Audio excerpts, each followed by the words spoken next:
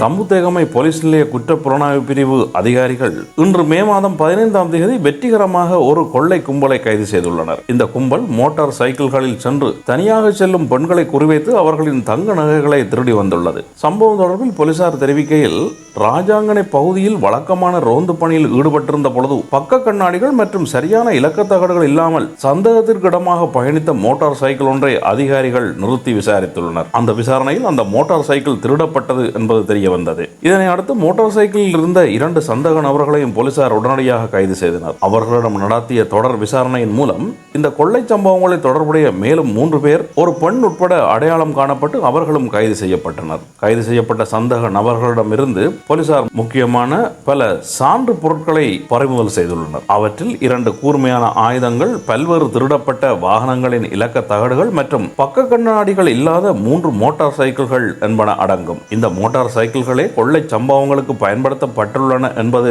விசாரணையில் உறுதி செய்யப்பட்டுள்ளது. போலீஸ் விசாரணைகளின்படி இந்த கும்பல் நன்கு திட்டமிட்டு வீதிகளில் மோட்டார் சைக்கிள்களில் செல்லும் பெண்களை நோட்டமிட்டு அவர்கள் தனியாக இருக்கும் சமயத்தில் அவர்களின் தங்க நகைகளை பறித்து சென்றுள்ளனர். போலீசார் மேற்கொண்ட தொடர் நடவடிக்கைகளின் விளைவாக அனுராதபுரம், கல்கமுவை, வாகல்கடை, ககட்டகஸ்திலிய மற்றும் தலாவை ஆகிய பல்வேறு பகுதிகளில் இருந்து திருடப்பட்ட 3 மோட்டார் சைக்கிள்களும் கொள்ளையடிக்கப்பட்ட 5 தங்க நகைகளும் மீட்கப்பட்டுள்ளன. கைது செய்யப்பட்ட 5 சந்தேக நபர்களும் தம்புத்தேகமை நீதவான் நீதிமன்றில் முற்படுத்தப்பட உள்ளனர். தம்புத்தேகமை போலீஸ் நிலைய குற்றப்புலனாய்வு பிரிவு அதிகாரிகள் இந்த சம்பவம் குறித்து மேலதிக விசாரணைகளை தொடர்ந்து மேற்கொண்டு வருகின்றனர். இந்த கைது அப்பகுதியில் பெண்களுக்கு ஒரு நிம்மதி பெருமூச்சை அளித்துள்ளது.